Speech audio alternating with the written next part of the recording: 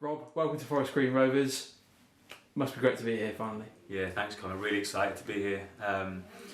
Really looking forward to the challenge ahead. Really excited, can't wait to get started. What attracted you to this role, Rob?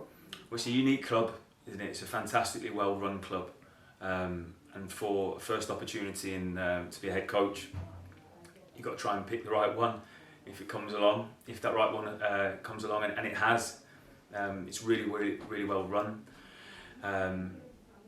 They've been so close over the last couple of years. There's not, you're not coming into a club and fighting fires at all. It's a club that's all set up and ready to go and to keep progressing and keep moving forward. So I think that was first and foremost. The people I'll be working with and for will be really supportive. Got a really good, talented group of players that have shown what they're capable of doing, and had a really good, strong season. And then some fantastic fans that show what they're about as well on Sunday. So looking forward to seeing more of them back in as well. It's a really good opportunity for me. Tell us more about your coaching journey. You've coached at Wolves, then went to Telford, then back to Wolves under 23s, and of course with the FA. So just tell us how that kind of passion for coaching came about. This is something I've wanted to do now for probably around, I think, 11 years. 11 years is a bit of a strange number to pick out, but it was when we got promoted at Blackpool. And seeing what Ian Holloway did there, it really whet my appetite for it and got me thinking about it. I was at a decent age then, 27 I think. Yeah, 27, and made me really think about getting onto the coaching journey. So I got onto my B licence and A licence and stuff while I was still playing. Unfortunately, I retired early due to many injuries, and just because I really wanted to get into this, and I thought I'd try and get a head start. So I retired when I was 30. I was lucky. Got some really good contacts in the game, and I worked at Manchester City and at Wolves for a season to get loads of experience and work with the under 15s and 16s, which is amazing. Got offered the under 18s role at Wolves at the end of that year, and a former club, and working at that level, it was something that I had to take. Had a great time at that for almost a year, and then moved up with Kenny Jackett with the first team. Did around 2.5 years with the first team at Wolves, and that was amazing, working under different managers, Kenny, Walter Zenga, Paul Lambert. So it was a takeover, a lot happened. Had a year at Telford, which was an amazing experience, a real challenge, at a level I didn't know too much about at the time. But we really made it work at the end, and I thought we did a really good job. Back in at Wolves then to take the 23s, where we had a lot of success. Players made debuts and came through, and we won games, which was great, and learnt a lot from Nuno and his staff as well. Fantastic manager, head coach, great staff, and took a lot from my time there. And then got the opportunity to go in and work with England, with the FA, and again work with top players, fantastic players. Work with some top coaches and people from different disciplines as well, and learnt a hell of a lot over my 19 or 20 months there. So that brings me up to getting this opportunity now, which I'm really looking forward to. So another chapter, and something that's really exciting.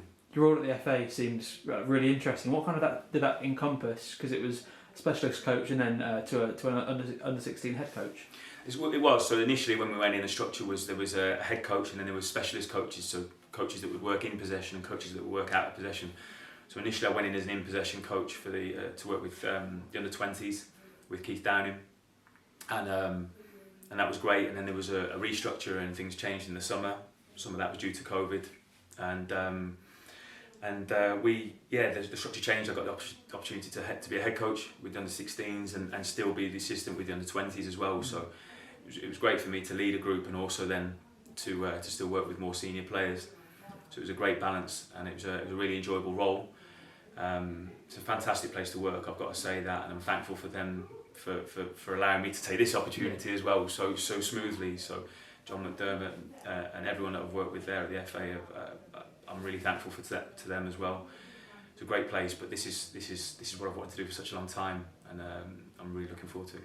And that's obviously where you met Richie Kyle, the assistant head coach. How was that relationship going to work, and how did it come about at the FA? We actually go back further than that, Connor. So when I retired, we were still living up in Lytham St Anne's near Blackpool, and Richie was a coach at Blackpool with under 18s at the time.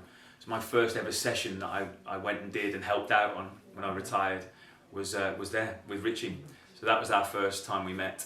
That's, you know, going back about 8 years, and obviously kept in touch a lot since. Then we worked together at the FA, and then things have grown, and he's someone that we've always been very, very close and spoken about. You know, if the opportunity comes, we'd love to be able to work together. So Richie's first of all, he's a fantastic person.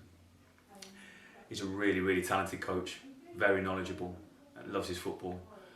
And he's someone that I know and trust implicitly as well. He's going to be great. The people around here are going to love him. The players will love him. The staff will love him. But he's very good at what he does as well. So he's going to be really valuable for me. I suppose the hard work kind of starts now with looking ahead to the next season, pre-season. You've also spoken to Rich Hughes, Director of Football, about recruitment as well. Looking forward to kind of building a squad for League Two campaign. Yeah, and that's right, Conor. I mean, I touched on it before. We've got the base of a really, really good group. We know we're not far away because of what's just happened now. This last season was, I know the aim probably would have been to go further. We know that, but we were so close. And when you get to the playoffs, it's fine margins at the last minute in extra time. But what the players have shown, and I've watched a lot of games now over the course of the season, that there's a lot of talent. There's a really good group, a really good base to work from. Of course, we want to try and put our own touch on it as well, and work with Rich and with the guys to try and bring in the right players that are going to help bring on the group.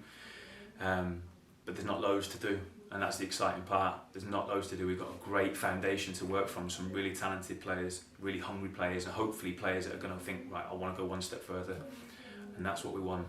So I'm really looking forward to obviously having these now 4 or 5 weeks to plan and try and get it right before pre-season, try and do as much of the work we can before we start. And especially before we start the season, you know, we want to be ready to go and have that group in place. But there's not loads to do. You touched on that playoff semi-final game against Newport. Obviously, the fans were back here then. They're in fine voice. You must be looking forward to welcoming them back at the start of next season. Definitely. Football is for the fans, and it's about the fans. And what I want, is a team that the fans are proud to watch and come and see. I can't wait to get them in, hopefully get the stadium full and get it rocking. They were amazing, 900 of them the other night, and what a game they did, and full credit to Jimmy and the job that he's done over this difficult period as well, and he really engaged with the fans and got them going as well, and the players did that as well with their performance. So can't wait to get them back in, and I'm looking forward to meeting them all, and as I say, hopefully we've got a team that they're proud to come and watch and support, because we need them. You know, they're the most important people at any football club. They're going to be here before us all, and they're going to be here long after us as well. So I think what's really, really important is building a good relationship with them as well, and them understanding that we're going to give everything for this football club, absolutely everything. It's our first opportunity to give it at this. We've got a good idea of how we want to go and how we want to shape it and where we want to take it, and we know what we want to achieve at the end of this, especially this season. But we're going to need them.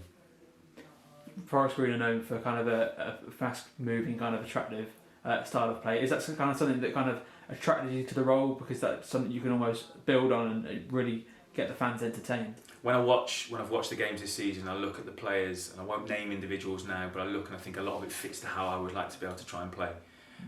We've got a young group that want to run. You know, you see that the other day as well. They're with it. They're running. They're athletic. We've got some talented footballers. So you want to be able to bring that all together and try and bring an exciting brand of football, attacking brand of football that is good to watch. But obviously we've got to try and win games. That's the plan, and that's what we're going to be aiming to do. Thanks, Rob.